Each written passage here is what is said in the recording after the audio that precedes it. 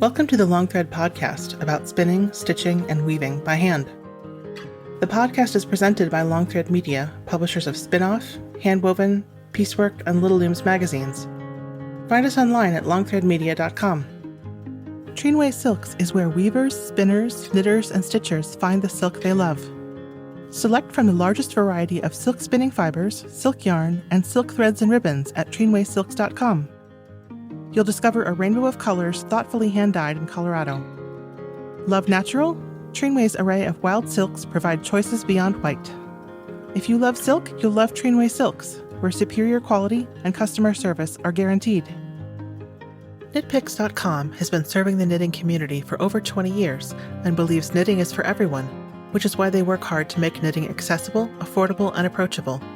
Knitpicks responsibly sources its fiber to create an extensive selection of affordable yarns like High Desert from Shaniko Wool Company. Are you looking for an ethical, eco-friendly yarn to try? Look no further than Knitpicks Eco Yarn line. Need needles? Knitpicks makes a selection for knitters right at their Vancouver, Washington headquarters. Knitpicks.com, a place for every knitter. I'm your host, Long Thread Media co-founder Anne Marrow. Laura Nelkin is an inventive knitwear and knitwear designer. In 2021, she developed an idea for a fundraising initiative to fight hunger. Hey, Laura, thanks for being with me. Hello, thank you for having me. So, Laura, I think of you as being a really inventive knitter, and you're always trying new things and playing with new gadgets. And I'm going to ask you about that in a minute. But the first thing I want to talk to you about is a whole project that you've come up with, which is coming right up. Can you tell me about your knit-a-thon? Sure. I would love to tell you about the Knit for Food Knit-a-thon. This is actually the 5th year of the Knit for Food Knit-a-thon. It started in 2021. And what it is a fundraiser that raises funds for 4 organizations that work in the food insecurity and hunger sector, I guess we would call it without using huge words. Right. And those 4 organizations are Meals on Wheels, No Kid Hungry, Feeding America, and World Central Kitchen. And 100% of the funds that we raise go to those 4 organizations, which I'm really, really proud of as a fundraiser. And it works really like any other kind of marathon or bike ride around a lake or swim across a ocean. Way more fun. Yeah, in my mind, like I am not a runner, but I am a knitter, right? So it works in the same way. If you sign up to join us, you're committing to knit for 12 hours and you get a link, and then you share that link with your friends and family. And, it's pretty easy for knitters to do this because we're all really generous people. We've all knit for somebody. So it's easy to go to your doctor who you've knit a hat for, or your neighbor down the street and say, hey, remember that thing I knit you? There's actually strings attached. Will you sponsor me in knitting for 12 hours to fight hunger? And this year's marathon knit-a-thon is on April 5th from 10 a.m. to 10 p.m. Eastern time. We pretty much have always had it every spring. So if people are hearing this after that, they can sign up for our mailing list and then hear about it when we do it again in 2026. And the thing I'm the most proud of is we have raised over $1.25 million before this year's knit-a-thon. So, and that is all knitters doing that. We're all volunteer run. This is everybody just kind of puts in extra time in their already very full weeks to do this project together. It's pretty fabulous. And I said your knit-a-thon, but this is a group effort. And I love that it's a whole bunch of people coming together. Oh yeah, it's definitely a we. It is an idea that I had in the shower after my daughter left and went back to college partway through the pandemic years. And she had been working for our local food bank with an AmeriCorps position during the summer of 2020. And after she left, I was like, I need an action. I need something to do that will get me out of my head and into the world and working with people and really making a change. So that was kind of like its origin story, but it is so much bigger than that right now. And it's so much more than me. It's really, really quite incredible. There's public meetups around the country on the day of, I think we have 47 meetups already scheduled, and there's weeks and weeks to go. And outside of those public meetups, we also have a Zoom, and we have a morning session from the Zoom and an evening session for the Zoom. And during the Zoom, we hear from the 4 organizations that we're fundraising for. We do some like knitting ergonomics and knitting exercises. Last year, we like all learned to dance together. We have a game night with my friend Patty Lyons. It's a blast. Like we laugh really hard and keep people energized and like entertained while they're knitting. I love that idea of doing something ergonomics related, because I think you have to train for this kind of a thing. Fortunately, the training is a pleasure, but you have to make sure that you're going to be able to use your joints all that time. And definitely. Yeah. And, we certainly have some people who say there's no way I can knit for 12 hours. I have little kids or my hands couldn't do that. And I just like to remind them that there are no knitting police, right? That I know of that have knocked on my door yet. Mm-hmm. And as long as they, make it a little hard, like put some effort in so that they have that they can kind of check themselves and feel good about it. But there's no like you have to sit down and start knitting at 10:01 and then finish it at 10:01 that night. There's a little bit of flexibility there.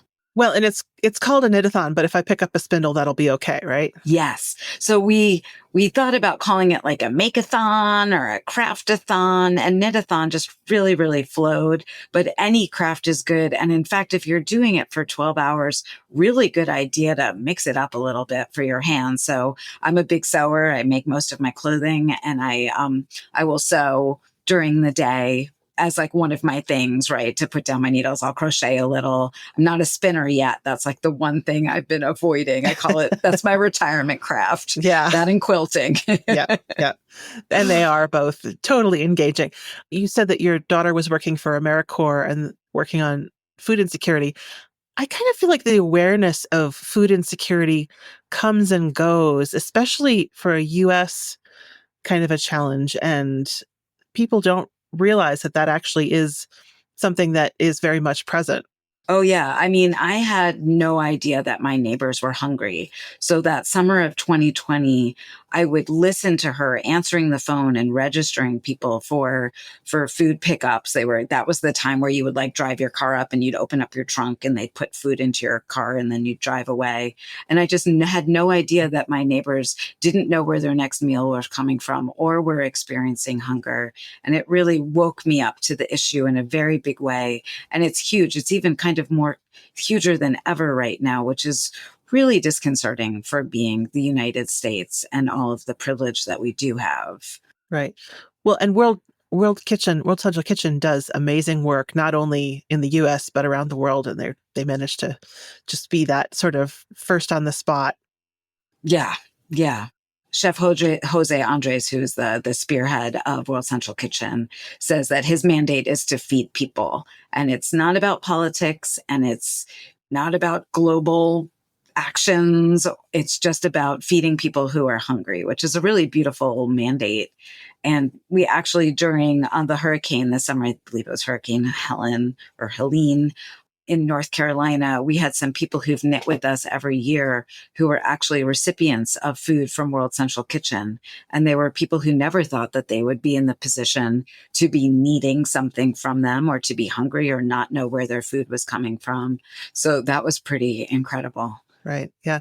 I have a cousin out on the eastern end of Long Island where, of course, there's incredible wealth, but one of the main focuses of her farm, which is a nonprofit, is to address food insecurity out in the Hamptons. Who would have thought that there were people out in the Hamptons who don't know where their next meal is coming from? But there are. Yeah. I mean, it might be the people who are working for the people who do know where sorry. Yeah. Yeah.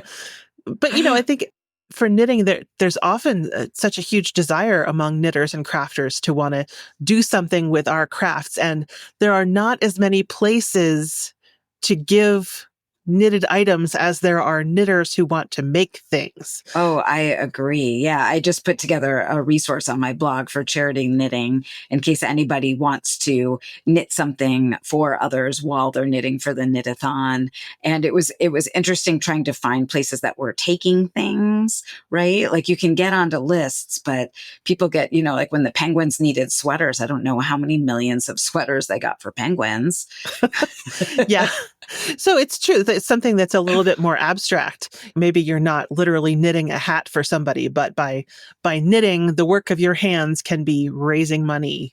Exactly. So, yeah. And what we encourage people to do, which I really, really love, is to knit something for their donors. So like if you tell your friends and family, hey, you guys all want to knit for me, or sorry, donate to my team, and one of you will randomly get chosen at the end to win the hat that I was knitting on. Some people do things like if I raise $100, I'll raffle off this. If I raise 1,000, I'll raffle off this, as kind of like a way to motivate their people to donate in their name, which is pretty cool. That is really cool. Because I will say I'm very uncomfortable asking other people for money.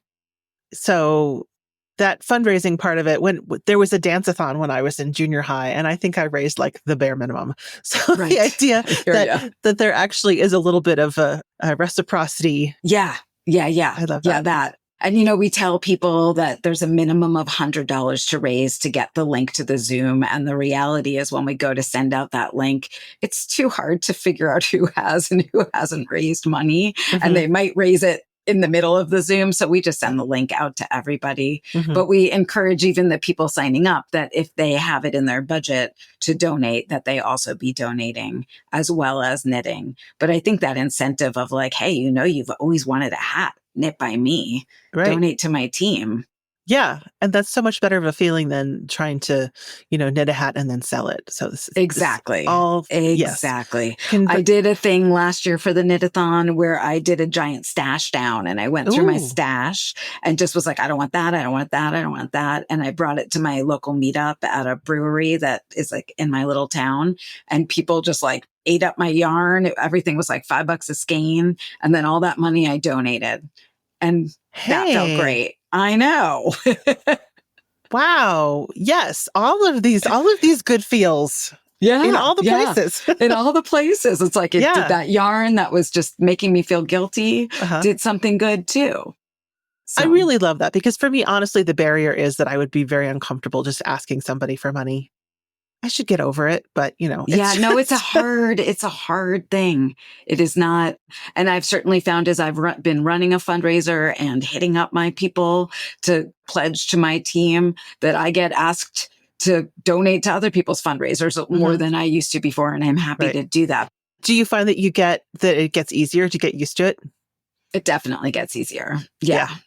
I've built up a little bit of a tough skin around it, Mamie, where I know that the work is so important that I'm okay with hearing no. And maybe that's being in the design field for as long as I've been. There's, submissions that get yeses and submissions that get nos. And you start to just get comfortable with that over time. Yeah.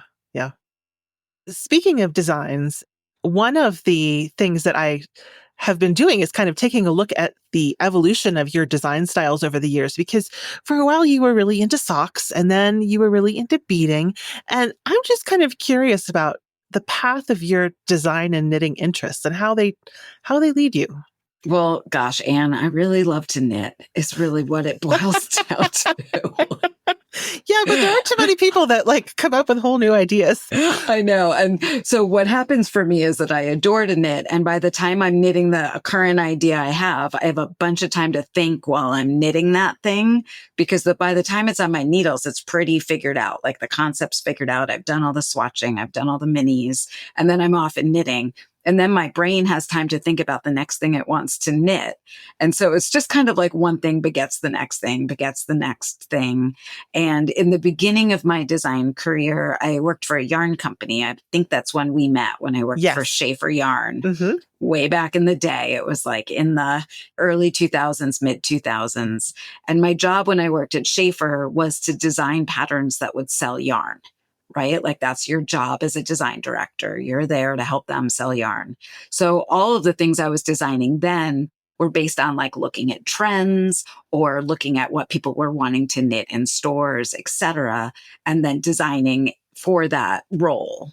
And then once I left Schaefer, the world was my oyster and I spun my wheels a little bit because I didn't know a lot about other yarns or I got to decide what I wanted to knit and what I wanted to wear. And so I kind of went off and I still even now, when I look at a year of design, my year of design is pretty balanced with like a certain number of socks and a certain number of pieces of jewelry and a certain number of accessories. I try to make sure there's something for everybody within the year. But that's been the same all along, but kind of like what I'm obsessed with has shifted. Speaking of knitting jewelry, I think that the way that you have used beads, because when you were first starting to release designs that had beads in them, it was a format that I think has been very popular, where you sort of knit the beads into a lace shawl, but then you started going in all of these different directions. Yeah. Yeah. Tell me about some of the stuff you've made. Well, I got a little obsessed with like, could I put beads on everything? Right? Like, where would the beads go on that? And I started, as I got deeper into beading, one of the very first beaded designs I did was undulating wave scarf, which to date is one of the most difficult patterns I've ever released, because it's double-sided lace with beads on yarn overs. And it's very, very particular where those beads are on the yarn overs on the next row so that they float correctly on the yarn overs, right? And it's very unexpected looking because it kind of fills the negative space of lace with bling, basically. And it's kind of like, how did you do that? That looks like magic. So once I had figured out how to do that with undulating waves, every single stitch I looked at, I was like, where does the bead go? How would I get it onto that thread of yarn right there? And it really helped me kind of do a deep dive into the architecture of my stitches and like the actual structure of my knitting when I knew where I wanted a bead to be within a stitch, if that makes sense. Yeah, it does. And so in some points, the beads were taking sort of center stage. So it was not so much just knitting with a little bead on it, but the beads were a little bit more integrated, or they sort of went back and forth. Yeah, they were like really like an element that was very important to the design, right? Mm-hmm. Like some shawls that you see with beads on them, which I certainly do, and I love to do that. They could not have the beads on them and they would still be a beautiful shawl. But some of my beaded patterns, they would be like nothing without the beads on them. The beads are like a very integral part of the piece. Would you consider yourself a beader? Do you go to bead stores now? So I was a beader before I was a knitter. Oh, okay. So in high school, I guess, I learned how to do peyote stitch, which is like one of like the base. Like I used to do peyote stitch in the round. I used to do it flat, but I would like, everybody I knew had a lighter case that I made. And even my husband and daughter the other day were like, could you make us lighters at some point? Those things were awesome. Because my husband has like one that I gifted him in our 20s, you know? Yeah. And I used to make these really big fat necklaces. I would just like stay up all night beading. I worked at a like espresso ice cream place in my hometown for a while when I was a teenager, and nobody came in the winter. So I could like bead the whole time while I was waiting for nobody to come in and then clean up afterwards. So that kind of, and beading is really a lot about color. So it makes sense that you started working for, Schaefer, which is now closed, but was an early hand dyeing yarn company. Yeah. Yeah. One of the first. Yeah. Yeah. So I play, I still play with like bead colors sometimes in my designs, which is really fun. And what that ends up lending itself really well to for my business is kits, because the moment people need like multiple colors of beads or multiple sizes of beads, it's a little easier when somebody's curated that for you than having to go do like a deep stash dive or big shop. There aren't as many bead shops as there used to be. No, it's very sad. Yeah. Yeah. And it hadn't really occurred to me until I was speaking with the Loose Threads team that beading really is a fiber art because you have the beads on thread. It's a needle art. Yeah. Yeah, definitely. I always knew there was a needle, but yeah. Yeah. I mean, sometimes it's wire, right? Like there's definitely beading that's done with wire, but the wire is almost acting as a thread. Right. And if you think about those, like I have a few crochet beaded bags that were my grandma's. Those were all crocheted with a bead slipped up in between every stitch. And they were all like, all the beads were pre-strung on in the pictographs order, right? So that you could just slide them up and make them. They're crazy. That is crazy. Judgment free, but that's crazy. I admire the craziness of that. So Do you find that people sometimes run into the same problems when they're working beads into their knitting? Same problems like, Like, are there areas where people say, I'm running into this problem all the time? Like, I have trouble with bead crochet because I have trouble finding where you put the hook. I mean, right. that's the trouble everybody has with every crochet is where do you put the hook? Where do you put, yeah, where like stick the hook in the hole, but Yeah. which hole are you talking about? Yeah, exactly. Yeah.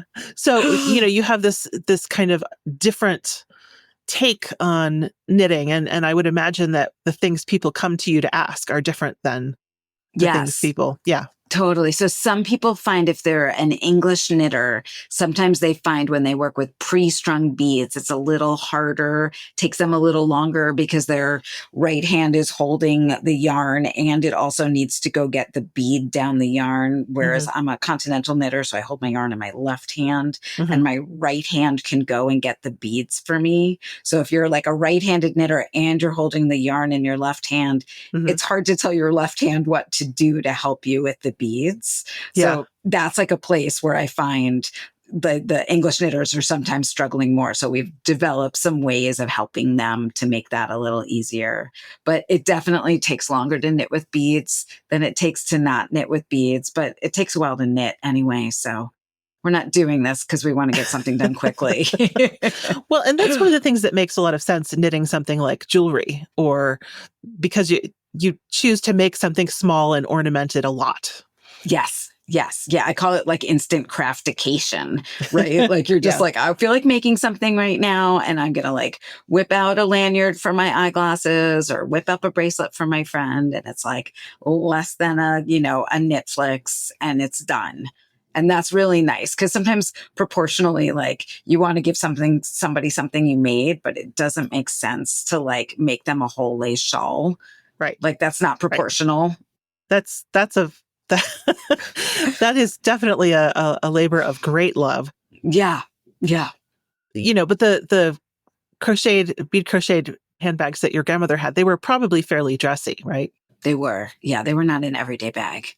And a lot of the jewelry that you're making is kind of maybe not go out to the barn casual, but go to the farmer's market casual kind of thing. Definitely. I mean, I live outside, I don't know if we said this, I live outside of Ithaca, New York, and it is not a blingy place where I live. So I design things that I want to wear every day. I don't really like dress up at night and then dress down during the day. I tend to like put my clothing on and that's who I am for my day. So I like to design things that I want to wear and that just kind of like elevate things a little bit. It's fun to have a little weight on your arm, but yeah. So that, some of your colors, the finishes are not super crystally necessarily. Yeah. The fact that the yarn is a little bit more prominent makes it a little bit more casual and wearable. I agree. Yeah. So one of the things I find that I do with beads is I love to find beads that are like a similar color to my yarn. And then they'll have like maybe a silver lining or they'll have like a square hole with a silver lining or an AB finish, which is Aurora Borealis finish. So they'll like still pop a little bit on the yarn, but they aren't like screaming that they're a bead and that they're on there, right? They're a little more on the down low. Yeah. And having to teach people how to manage their yarn a little bit differently. Is that why you developed such an active YouTube channel? Because I've checked out your YouTube and it's quite extensive, the different kinds of videos you have. Is that partly why you did it? And I did it so I could knit more. Which Aha. So let me see. You developed a fundraiser so you can knit more. You developed a YouTube channel so you can knit more. This is very inventive. Yeah, totally. Thank you. Like a one trick pony, actually. No. So what I found is that if, a picture is worth 1,000 words, then a video is worth like 1,000,000 words. And I spend a lot of time helping people out, like in my Ravelry group, in my Facebook group, and via email.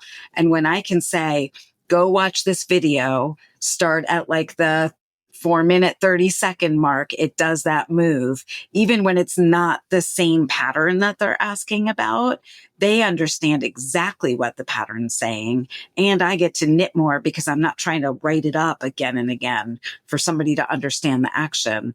And part of that is that I do things that are unique. I play with my yarn and I play with my stitches. And so my patterns oftentimes have things where it brings people's pause because they're like, well, what does that exactly mean? Because I've not seen that before. Mm-hmm. But it's not easy making clear videos. So I got lucky. Right after I left Schaefer and went off on my own was right when Craftsy, do you remember Craftsy? When it was in Denver? It was right when Craftsy was just starting. They were like a brand new startup. And one day I answered like a tweet that Stephanie Chappelle sent out looking for instructors.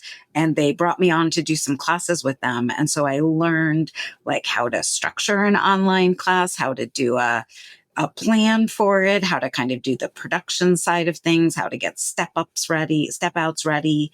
I learned a ton working with them. And then during the pandemic, my husband one day, he was like, what are you going to do? You can't fly anywhere to shoot classes. And the video I was making at home was like horrible. Just like, and when you're used to high production, it's very hard to go to low production at home. And so I said the thing that would be the most helpful for me is if I could start making video at home that I can actually watch, that I can like bear to watch afterwards. And so he helped me set up a video studio, and luckily he got really into it. So he's my like producer and editor and cinematographer. And I'm like, what we like to say is I'm just the talent, you know? I just have to like show up, and then he'll be like, your makeup's bad. You know, I have to like fix it. And we're not makeup people, like we're not, but I do makeup for the channel because it just makes your skin, because 4K is not kind. 4K is not kind to skin, you know? That is wonderful. Yeah. I think one of my sort of video secrets is that there are different expectations. If you can figure out what the expectation you're going for is and exceed it just a bit, if people are expecting that you will be in a fancy video studio, super polished, and you fall just a little bit short of that, it's not good. But if people see you at home and you're doing really, really good video from home, then you're exceeding their expectations. Yeah. That's my hypothesis. Yeah, I love that hypothesis. It's worked out for us, and it's fun for us to do. It's fun to have this project together. We maybe do 2 videos a month. Normally one is project based. So I have clubs, and both of those clubs, those patterns really do get like an extensive video that goes with them to support people. And then we'll normally do some kind of tip or trick. Like if I got obsessed with the I-cord tool, we'll do something with that, whatever I think I'm into that I think other people will be into. Tell me about some of the tools that you've been really interested in. I checked out the one about the I-cord tool, and I know that there are people who make them. What's the name of it? Cloth? What's the name of the people who make them? There's a few different people who make them now. So there's like the Cordsmith, the Twice Sheared Sheep has one now. There's a company in Japan that makes knitting needles that's coming out with a metal one that's like gorgeous called Weave Harissa. So there's lots to choose from. Or you can make your own. Like I did a video where I made my own with like some polymer clay and some it's like needles from my knitting machine. I just harvested some needles and like. You have a knitting machine? Of course I do. So I was a beater, and then I was a weaver for years, and I came to knitting a little later. Mm-hmm. But a few years back, I got a knitting machine because I was like, oh, maybe it'll be like my loom. And I miss my loom. And it's great, but it's futzy. It's not fast. Like that's a joke that you're going to like knit more quickly on your knitting machine. I talked to Lily Chin not that long ago, and she mentioned that she has, she's a pretty devoted machine knitter, but it is a different discipline. It is. Yeah. And I haven't pulled mine out in a little while, but I will again. Yeah. So I did watch the I-cord maker, and I'm going to get my husband to 3D print me one, or I might just pick up an adorable one from one of these great small companies. But you had a kind of a whole series about those long, I don't know, what do you call them? Stitch savers? Or I call it stitch savers. Some people call it barber cord. Some people call it, I'm not sure. It's got like a few different names. What it basically is 2mm hollow silicone tubing. And you can also find it at like a big box craft store in like the kids jewelry section, because it's great for like putting those like pony beads onto if you're beading with toddlers or little kids. But what it basically does is fit onto the end of your needle so that you can slide your stitches off of your needle and onto the stitch saver. Super helpful, really easy. Like that's what I use now. I do not use a tapestry needle and a piece of scrap yarn for holding stitches. Haven't done it in a few years now. It's Because you kind can of also stick it, changed. you can also stick it back on and slide the stitches back onto the needle. Totally. It's just so fast. It's so like, and you're less likely to drop a stitch. You're not going to split a stitch. So I've also do some provisional cast ons with Stitch Saver, which just has changed my provisional cast on life. Because I used to do that, like make a crochet chain, pick up in the back lump, right? Like with scrap yarn and then with your real yarn. And then when you had to unzip that, you'd always be like, oh my God, I'm going to lose all my stitches. Right. It's not going to go well. And if you, Even though it was always okay. and if you've knitted into the wrong bump, it's just is horrible. It doesn't You have to cut it all unzip. out. Yeah. I know you have to cut it and hope you don't cut your knitting. Yeah, we've all been there, right? So just doing a provisional cast on onto a piece of Stitch Saver and then starting to knit, you can slide your provisional stitches onto your needle whenever you need them, basically. But there was even something really cool, like a slip stitch edging that you were doing. Yeah. Yeah. So that one I call Lola's pickup line. I have this alter ego. Her name is Lola. She's spicy and she's way more inappropriate than I am. And so I like to name things after her. So I call that Lola's pickup line because it's basically like picking up every other row a stitch along or like a wrap along the edge of your knitting. And all you do is wrap your yarn around the stitch saver when you begin every row. And then you have that line that can pick up your stitches later. And I have a whole video about it on my YouTube channel called Lola's Pickup Line. The question I always get is like, but I need to pick up 3 stitches in every 4 rows. And this is 1 stitch every other row. And if that is the case for what you're doing, then you just go along once you get your stitches on the needles and pick up a stitch every other wrap and you're on track. And I show how to do that. I was going to say, because having seen the video, I totally get it. I'm not sure if I would understand just hearing the explanation. So that's what YouTube is great for. That's what those videos are great for. Yeah. The other thing it's a game changer on is you can use it on the heel of a sock. So if you're somebody who's like avoided knitting socks because you don't like picking up stitches along your heel flap, you can use Lola's pickup line there. And then you get to avoid picking up those stitches entirely. Wow. Wow. So it feels kind of like you've kind of made friends with the camera and invited us all into your knitting group. A little bit. I try. Yeah. I mean, it's fun to be passionate about something and then share your passion and also learn from other people. So I make sure to leave my ego at the door and ask people like, well, how would you do this? Right. Or like, tell me how you would approach this situation and let's make this conversation and learn from each other. Because there's many people who've been knitting many more years than I have. You mentioned that when you think about your design year, and it sounds like you have a whole variety of ideas, but how do you decide what you're going to release as a design, knowing that you're going to be kind of building possibly kits or education, or that it's going to be something that you're going to talk about a lot? How do you decide what your design year is going to look like? That's a fun question. So I have these 2 clubs, and one club has 6 kits a year. It's called Lola's Choice. And the other has 3 kits a year, and that one's called the N Club. And the N Club are like bigger projects. That's an exclusive club. And with that club, I'm making sure that people are really learning something and getting really inspired with each project. And so those I know which months they're shipping. I know what I want to teach in the year. They tends to be like a shawl, a scarf, a cowl, kind of projects are a little bit bigger. And then Lola's Choice, those are smaller accessories. And I'm also teaching with them. So I try not to like ever do 2 socks right in a row or 2 hats right in a row. But I think about what we've done in previous years, what people have loved to do, what I've loved to do. Then I travel a lot for work. That's like another piece of what I do. So I'll find yarns when I travel and then I'll get those for Lola's Choice. And then I'll be able to tell a travel story. Like I just did some toe up socks that use this really cool afterthought heel technique with Stitch Saver. And that yarn I got in the Faroe Islands at a gas station while my husband was filling up the car. So I Wow. call it my gas station yarn. And it's like a Faroese Shetland, gorgeous DK weight sock yarn. It's absolutely beautiful, made by Navia. And it's like one of my favorite sock yarns. And I literally found it while he was putting gas in the car. To live in a country where you can buy yarn at the gas station. I know. I know. I was going to say it's cold, but then you live in Ithaca, so maybe it's not even that Yeah. much colder. Yeah. Yeah. It's darker there. It's much Oh, darker. So they have like the, big long summer days and then the very short winter days. So yeah. I'm just curious about that because you have a recent pattern that is it's kind of a hood. It's kind of a cowl and a hood and a balaclava. yeah. And what do you call that? So I have two. The Mm-hmm. original one was a mystery knit along. So I do one mystery knit along a year.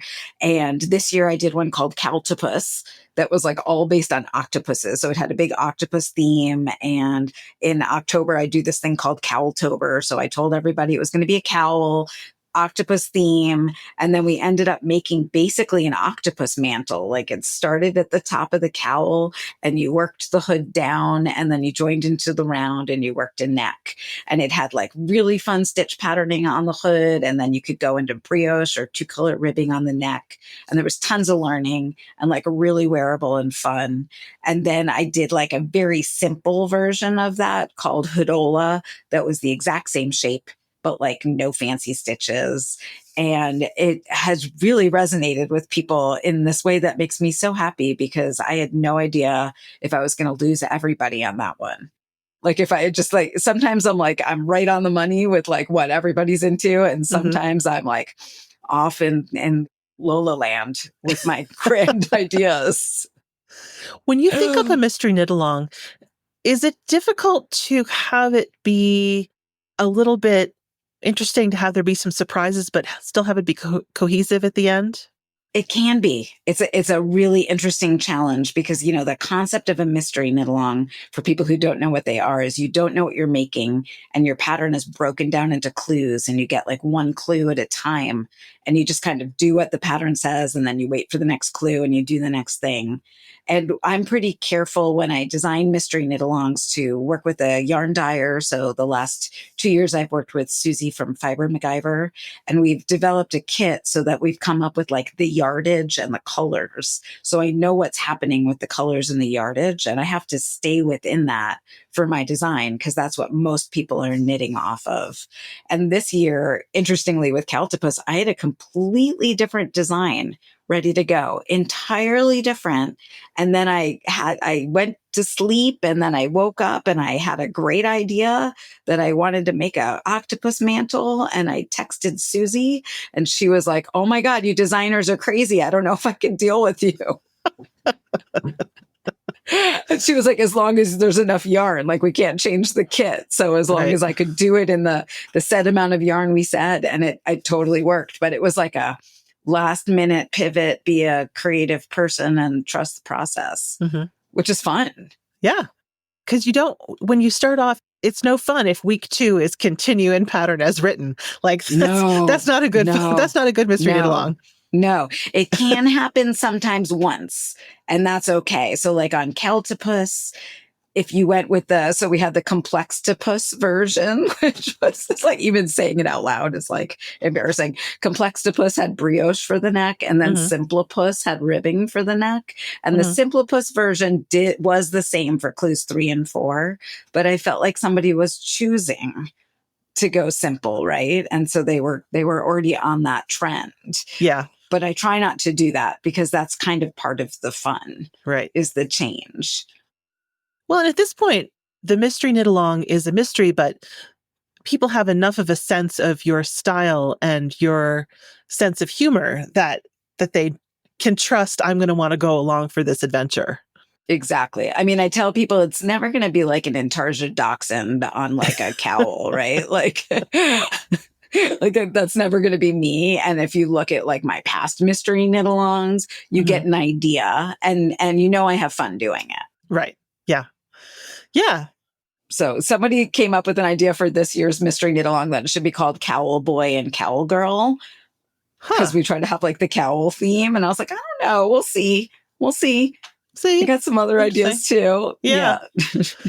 It seems like part of your design philosophy is to kind of embrace a quirky idea, even if it seems at first like it might be a little out there.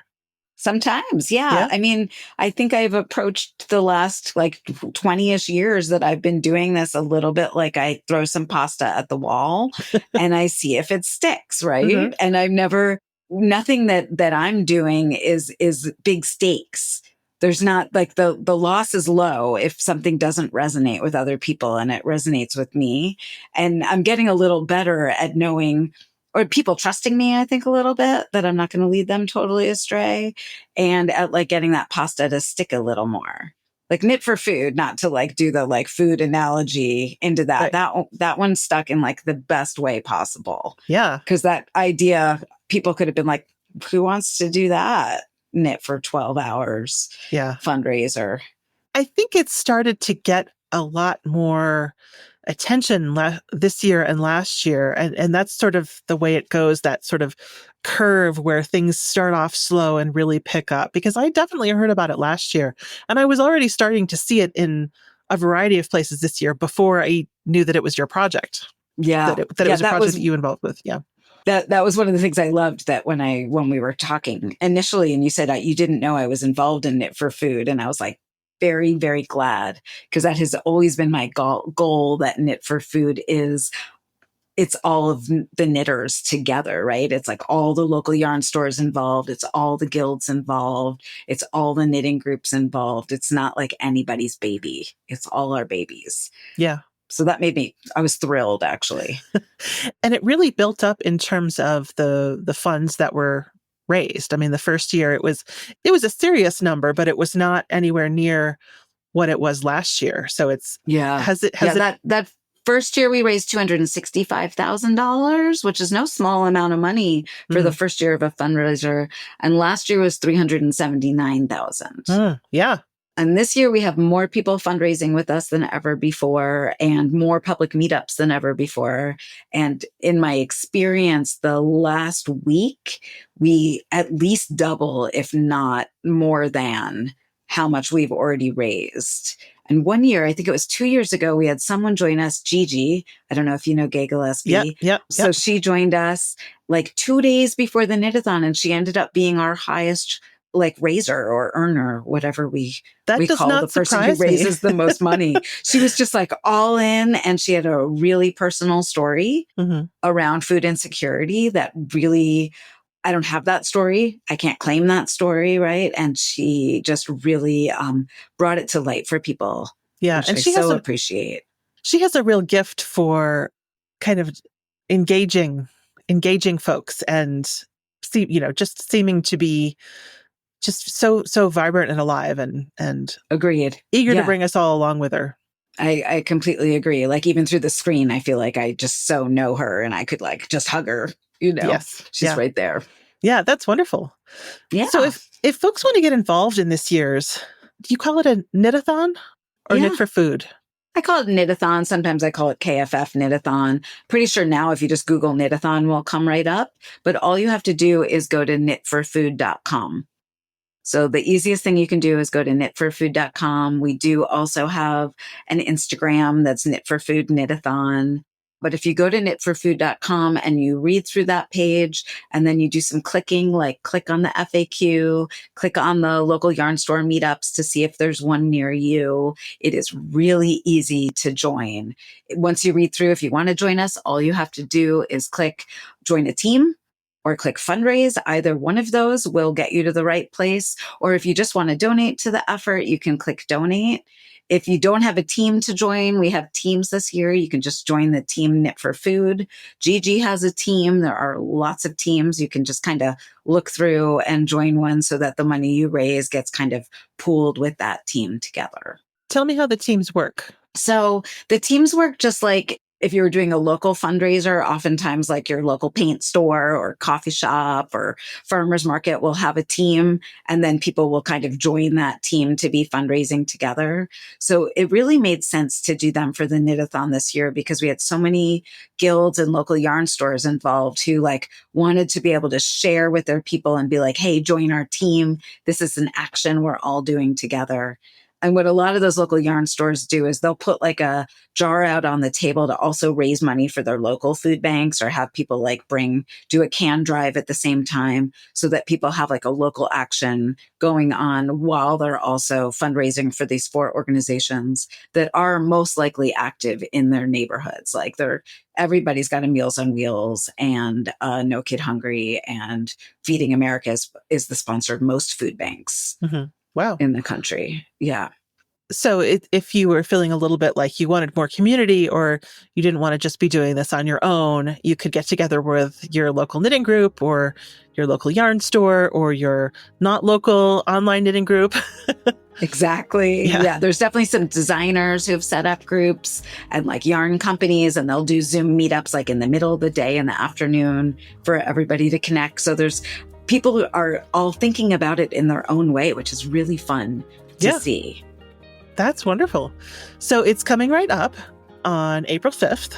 We'll include a link to the website in our show notes, and just encourage everybody to check it out and join in.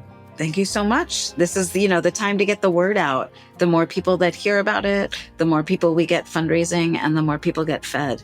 So it's kind of a win-win-win all the way down the line. Yeah, great. Well, thank you so much, Laura. Thank you so much, Anne. I really appreciate it. I love your podcast. Thanks to our sponsors for supporting the podcast. Thank you for listening to the Long Thread Podcast. If you've enjoyed this episode, please rate the show and leave us a comment on Apple Podcasts or your favorite podcast platform. Thanks again.